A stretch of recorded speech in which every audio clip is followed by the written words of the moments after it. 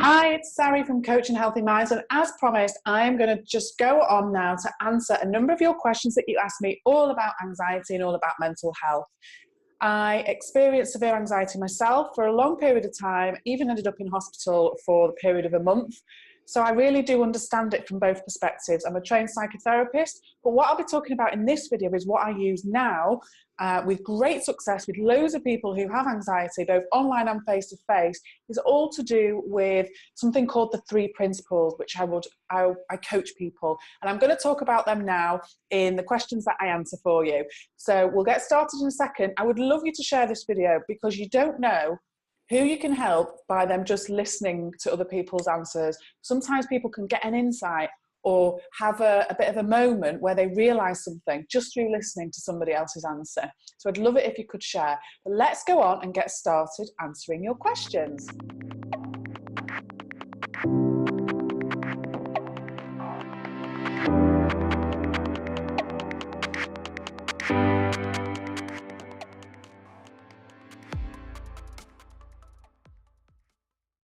Question number 1. How can I control my anxiety? Okay, so there's good news and there's bad news, but there's more good news than bad news. You cannot control anxiety. This is a huge part of the problem for a lot of people and was for me for a very long time because I thought I could. And I thought when I was trying to control it, trying to stop it, and it was getting worse, that I was somehow failing. And that then made the cycle even worse. Anxiety, anxious feelings, comes from anxious thinking. And although we like to believe at times that we can control our thoughts, we can stop them if we change them to positive, anybody who's experienced really severe anxiety will know that when you're in that place, you're not thinking clearly, you're so overwhelmed that it's not as simple as just switching your thoughts to positive ones. If it was, none of us would suffer. It'd be really easy. It's not that easy. But actually, it is easy, but we've got into such a habit that we make it difficult. So what I mean by that is, if your anxious feelings are created by anxious thinking, which they are,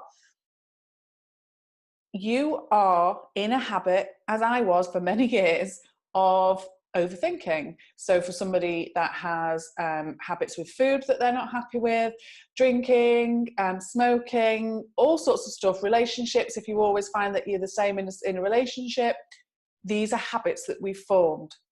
And we've formed them over a period of time, and we don't even notice half the time what we're actually doing because we just do it second nature. And that's what I was doing, overthinking, worrying. And then what happens with anxiety, anxious thinking, is it gets so much at times, if it keeps going and keeps going, that then we become anxious about getting anxious. Now, in the times where I felt really anxious, I thought I was completely broken and I needed fixing. And I would try everything: self-help books, therapy, relaxation, meditation, yoga, hypnotherapy. I mean, a lot of these things I'm trained in. Now, I did say I'm trained as a psychotherapist, and I went to therapy for a long time. So I'm not knocking it or saying it doesn't work. You know, I am one. But I know for me, there came a point where it wasn't that helpful for me to keep trying to figure out my anxiety, keep trying to work out the whys and the how come and what am I doing wrong and all of that. Because all that was doing was actually creating even more anxious thinking on top of the anxious thinking that I already had. And when I started to learn the 3 principles and to coach other people, what I started to realize was part of being a human being is that we drop thought very naturally. So let's just say you've got anxious thoughts going on, then the doorbell rings or the phone rings and you pick it up, and suddenly you might have been feeling anxious and suddenly that's gone. Or I've had it where I've felt anxious and then the doorbell's gone and I've gone to answer the door to the postman and we've got a little bit of pleasantries, and before I know it, I'm like, oh, hang on a minute, it's gone. Where's it gone? Where is it? And then I start thinking about it and looking for it, and then it comes back again. We naturally drop thought very quickly. But what we can do is get into the habit of holding on to it, trying to figure it out. So what I would do is I start to feel anxious because I'm obviously having some anxious thinking. It could be about anything. I don't even always recognize what it's about. And then I notice it because I get the feelings. And then I overthink the feelings because I'll be saying things like, oh no, it's here again. Why am I like this? What's wrong? I can't deal with this again. If it gets like it was last time, it's going to be really awful. And all of those thoughts, all of those anxious thoughts are building layer upon layer upon layer of anxious thinking, to the point where I might even think, I don't even want to go and pick my daughter up from school today. I don't want to. Like, that's how I would get. But actually, if we don't try and figure that out, if we don't try and work it out, and the thoughts will pass. Nobody has a panic attack from the second they wake up till the second they go to bed. It might feel like that sometimes. It might feel like you're having it for a long time, or the anxiety is there constantly, but there will be moments throughout that day where it passes and you can see your innate wellness, which we all have and we're all born with. So one of the main things that I coach, and again, we'll go into loads of detail here, but it's called the Inside Out Revolution. And what we're talking about is the fact that we are experiencing every little thing, every little moment of every single day through our thinking. So, for example, this board here behind me could say, well, you're not experiencing that through thought, it's just there. Well, it is just there. But when I'm looking at it, I have thoughts about it. So it's there, it means nothing until I put thought into it. So I go, oh, look, there's a line there. That's annoying. I need to iron it. Yeah. So start having thoughts about, oh, it doesn't look great because it's got a line in it, or it's this, or it's that. Or I could go, oh, I like the colour. Now, one person might look at that and think, yeah, it looks okay. Another might think, oh, I don't like it. It's too bright. We all experience everything through our own thoughts. So I don't know if you've ever been in a situation where, say I was stood outside with a friend and somebody's walking past with their dog, and they stop and have a little conversation. Me and my friend are having the exact same conversation with the same person about the same things. We're there together. Everything's the same. But yet when that person walks away, I might say, oh, they were really nice. And they might say, oh, I didn't like them. They were a bit odd. So even though we've both been in that same experience, we've experienced it differently through our own thinking. And here's the thing about controlling anxiety, why we can't control it, because it comes from our thinking. And we can't help what we think. We have hundreds and thousands of thoughts a day. Trying to control them would be absolutely impossible. Now, sometimes they're not very nice thoughts. I don't know about you, but again, I've had and worked with lots of people, and lots of people just that I know that will agree that they've had some pretty awful, dark, scary, inappropriate, judgmental thoughts at times. Now, we all will. And we'll all get really positive thoughts as well that come along. But the difficulty is when we fixate on the fact that we've got negative thoughts. So if I looked at somebody and thought, oh, I don't like that they're wearing, it looks terrible. That's not a nice thought, is it? But it's just there, and it's just a thought, and it comes and then it goes. But if I then start to beat myself up, why was I thinking that's awful? Oh, imagine if they could hear inside my head, and I'm such a bad person, and all of that, almost like baggage on top, all of that energy you're giving to that thought piles up, then I'm going to start feeling pretty shit. So in a way, we can't control anxiety because we can't control our thoughts. Thoughts are pretty neutral until we bring them to life. Okay, so it's about the energy we give them. It's how much we try and hold on to them. And what I find day in, day out when I'm coaching people, I have to keep putting them back to this thing of they wanting to fix it. They think that they're broken. How do I fix it? What do I do? What do I do? And all they're doing is creating more thought, and then that getting more feelings as a result. Then you have the physical symptoms that come. So you're sending messages to your brain, basically saying that you're in danger or something bad might happen. That same part of your brain that receives that message also regulates your heartbeat, your temperature. So you might start to have your heart beating faster, then you might start to feel a bit panicked about that, and then you'll overthink those symptoms. So it's a real vicious cycle. Whereas actually, if we let things be, it will always pass. Okay. And actually, I know that it doesn't always feel that easy, but the thing that changed for me with my anxiety, and then I'll move on to the next question, but the thing that changed for me was I started to become comfortable with the discomfort. I stopped being petrified of my own thoughts and my own feelings. And the less scared I became of them, the less I didn't care too much about them, the less they arrive, the less I see of them. And I know it's really hard, but again, now if I get up on a morning now and if I feel anxious for whatever reason, I don't try and figure out why. What have I got going on? What if it doesn't pass? What if I have to do this and I can't, right? What do I need to cancel? All of that anxious thinking that's going to create a whole load more feeling. I just notice that I'm anxious and I go, oh well, because I know it's going to pass. I know it's created through thinking. The chances are if I've woke up like that, I've been having loads of anxious thoughts in my dreams. And I just leave it be because I don't know how I'm going to be in half an hour or an hour. But either way, I'll be all right.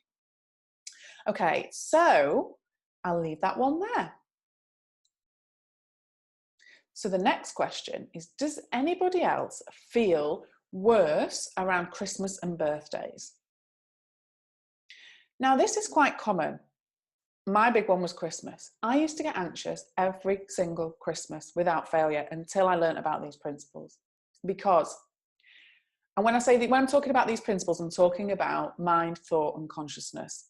I haven't got time to go into all of that now, but it's basically about how human nature works so that we can understand what is normal and that we don't need to keep holding on to negative thoughts and worrying and keeping going in this cycle. But what we start to do is often if we feel stressed or we start to get busy or our minds get really busy. So Christmas and birthdays, your mind may get busier because you're thinking about what you're going to do, what about everyone else, how you're going to please everybody, what presents you got to buy, how you're going to afford it. We've got a lot to think about. So our minds are going to get busier.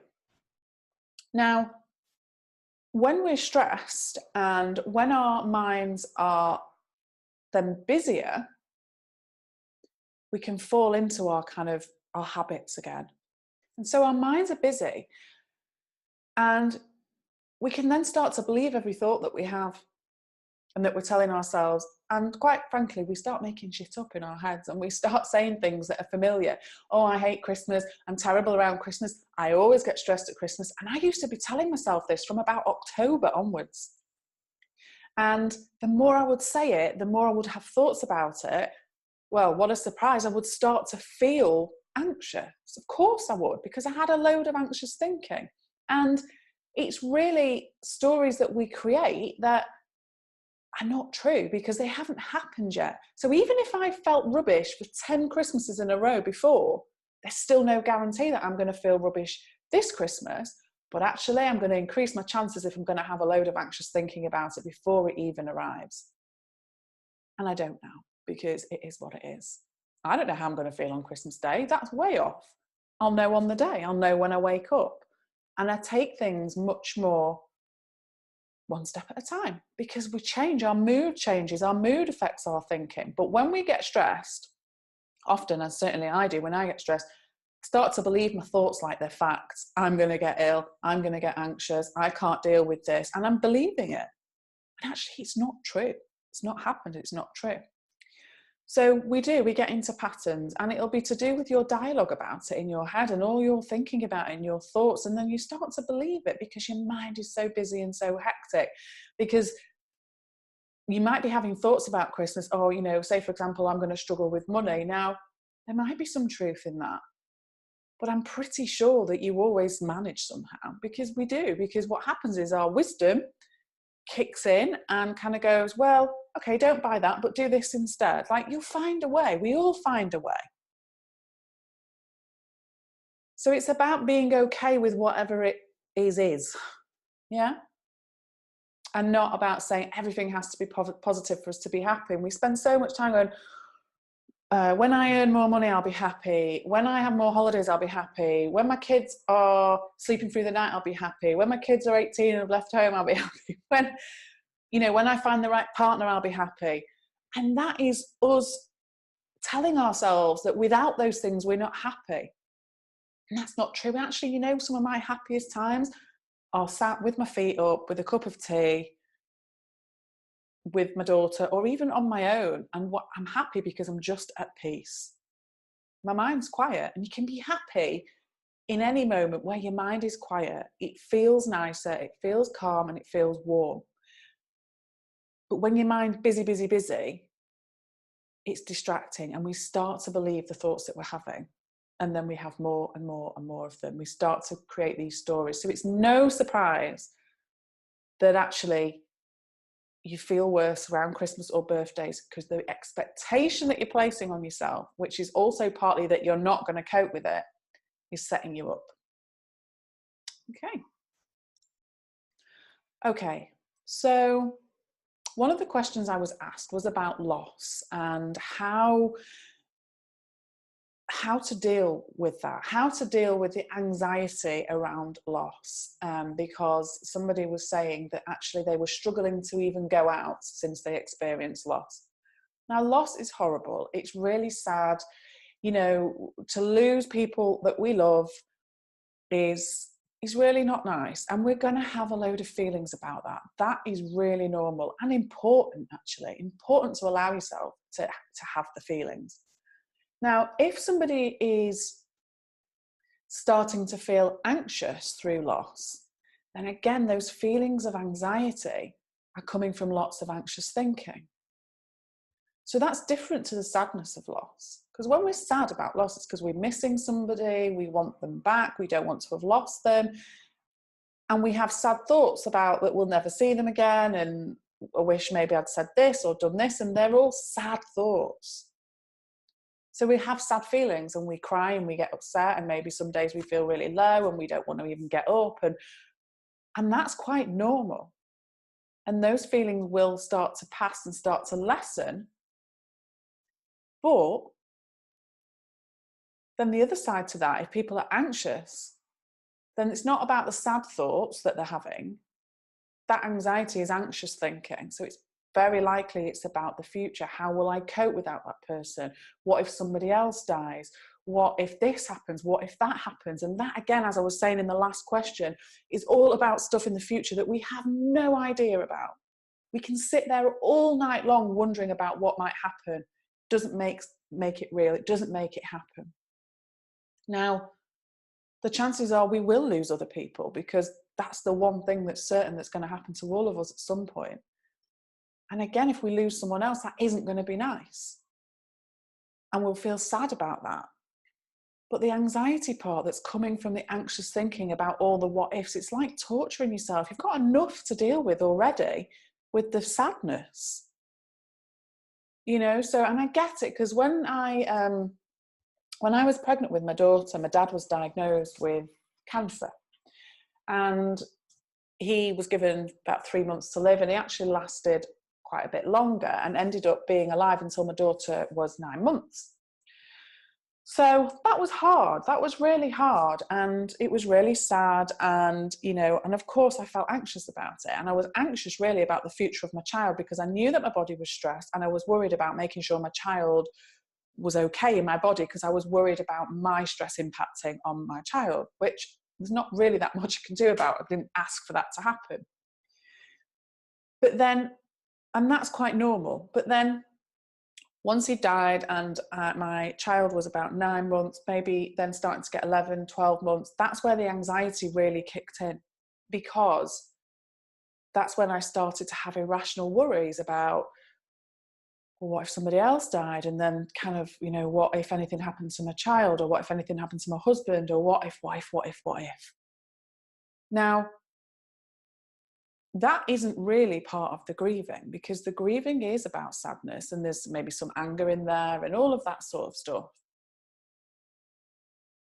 But all of those worries about the what ifs are so not serving any purpose really for me with the grief, but just creating lots of anxious thinking and then lots of anxious feelings as well. So in a way, there's two separate things, and it's not about stopping the grieving process and stopping you having any feelings about it, because that's impossible, because you're human, of course you are. But actually, again, to start to understand more about thought and how it works and how thoughts come and how they go, and how it's your thoughts that are then creating those feelings, to maybe give yourself a bit of a break from all the what ifs and all the wondering. You know, what if this had been different? What if that had been? What if I'd have done this? What if I'd have done that? What if this happens in the future? All of the stuff that isn't true, because it hasn't happened. And that's the hard bit, because we're in such a habit of in stress kind of going, oh, well, if I figure it all out in my head, then nothing's going to come as a shock. Well, actually, even if you've gone through every eventuality, when something traumatic in our lives happens, it's a shock, whether we thought about it in the past or not. So it's kind of completely pointless to prepare for that. I can promise you, and anyone will know that has lost someone, you know, even, for example, saying then with my dad with cancer, I knew he was going to die. I knew, because we were told. It didn't make it any less shocking in that moment, because until it's happened, it's not happened. So I hope that helps a bit. But what I'm kind of really saying to you is that there's two different things there. And it sounds like maybe what what we'll do often is, I am anxious because I've lost somebody. And it's about separating those two. You've lost somebody, and that is awful. And you've probably got a whole load of feelings around that. Sadness, anger, frustration, loads of things. But the anxiety is coming from anxious thinking, all the what ifs and all of those worries. And that can be dealt with separately in a way, because it's about not holding on to those thoughts and trying to figure it all out, trying to control your thinking, which you can't do. So again, when we've lost somebody, there could be the slightest little thing that triggers, you know, we could see something that reminds us, and then straight away we're thinking about them. We can't help that. That's just what happens. That's how thought works. But we don't need to then hold on to it and torture ourselves for hours on end with it, because there's a difference. And once again, I am really sorry. You know, there's some of the messages and comments of people that have lost people is really, really, really sad and really traumatic. But there are ways to look at the anxiety separately, so that you're not dealing with that as well as dealing with your grief. Okay, the next question is, and this is probably one of the most common questions I get with people that have been on my courses or people that are in my coaching group, when they get about 3 months into learning about these principles, and the anxiety is not at the forefront of their mind all the time because it's not there as often. Those feelings have started to go, and they go, it's a bit strange, and now I'm a bit worried because I'm not anxious, and you know, what happens now? And so the question I was asked is about somebody was saying that they worry even when they're not worried. So then they start to worry. And again, it's really common, because what you're probably doing is you're starting to relax a little bit and quieten your mind, and you're in a habit, you're in a habitual cycle of overthinking everything. So all it takes is one thought to go, oh, I'm all right. And then habit, ping, are you though? What if you're not later? What if you're not in an hour? What if you're not tomorrow? What if you're not next week? And all you're doing is just kicking back into your habitual cycle, which we will do. And then again, one of the things with me when I started to learn about these principles is, over time, those periods of time would get longer. So I'd be okay for longer and not worried. But then it would eventually kick in and go, oh, but why are you not worried? Why are you not anxious? What's going on? And it's just the habit. And I'll still do that now, to be honest. I'll still have times where I'm all right and I'm like, why am I not worried? Hang on a minute. And then I'll start thinking, particularly if I'm hormonal or something like that, or tired. And then I'm like, oh, it's just a different form of anxious thinking. So I just ignore it the same as I do any other anxious thinking, because I know it will go away and it will pass. So it's really normal for that to happen. And I'd say actually good on you that you're having those periods of time where you're not worrying, because they can be really built on and become longer and more drawn out. But it's just anxious thoughts, the exact same as any other anxious thoughts. They're just slightly different and new to you. So your brain's found another way of looking at sort of anxious thoughts in a sense, or, you know, creating anxious thoughts. It's just exactly the same thing. And they will pass as well. Okay. The last question I'm going to answer is something that somebody asked me about having trouble with a bully in the workplace and what they can do to get over the anxiety. Okay, I always really find it difficult to talk about bullying, particularly with parents and with children, because I don't want people to misunderstand my intention and what I'm trying to say. I'm not saying it's okay to bully. 1,000,000% not. Absolutely not. I am not saying that it doesn't need dealing with. Workplaces, schools, they have a responsibility for you. And if you keep telling that they should do something about it. Now, I get that sometimes they don't and all the rest of it. And we can't talk, we'd be talking about that forevermore because everywhere and everybody's different. But they do have a responsibility, and it's not okay to bully. However, all I can do is help you feel a bit better in yourself and take responsibility for your feelings and your thoughts.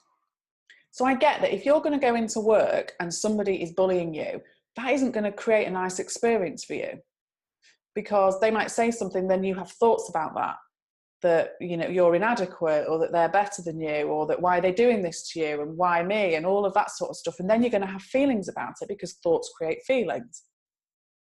But what often will happen with bullying is, until that person is dealt with, or that child is dealt with, you're then in this place of limbo where it's on your mind a lot.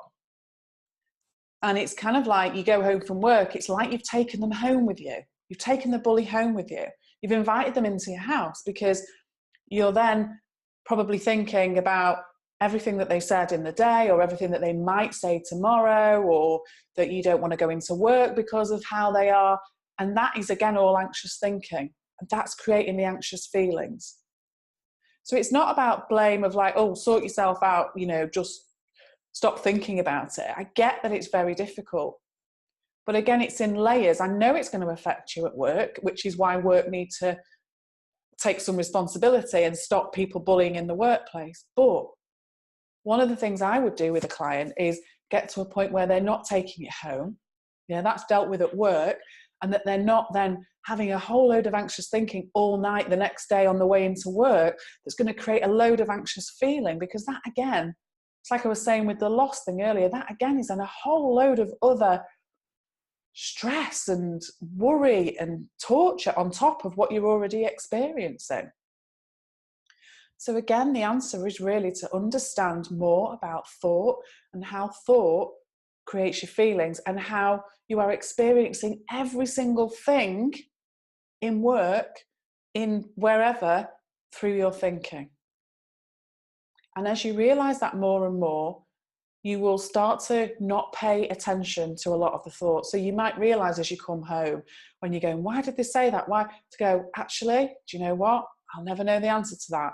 And right now, I'm not even going to think about it. Now, I get that when what you'd start to do is, when you learn about things like this and you start to understand how thought works in human nature, what can be the tendency is to almost kind of keep going, yes, but what about this? But what in this situation? What in that situation? And what I would keep pointing you towards is, the sooner you can start to understand that everything is inside out. Every feeling we experience is on the inside, created from our thinking of a situation. Because if we believe everything's outside in, so I used to think that certain people or certain places or certain songs or certain foods even would trigger me to be anxious.